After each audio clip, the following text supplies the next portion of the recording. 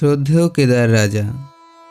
সুন্দরবনে ৭ বৎসর কাটানোর পরে আমাদের ২ বাড়ি বন্ধক রেখে বিপিনের সংসার ছেড়ে যখন আদর্শ হিন্দু হোটেলে গিয়ে উঠলাম, তখন কে জানত দেবযান অনর্সরকে অনুবর্তন করে এই আরণ্যক মানুষগুলোর দৃষ্টি প্রদীপের সম্মুখে এনে একদিন দাঁড় করাবে।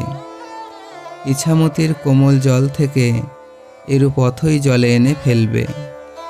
কানে তখন দম্পতির কলহের মতো মরণের ডঙ্কা বাজে।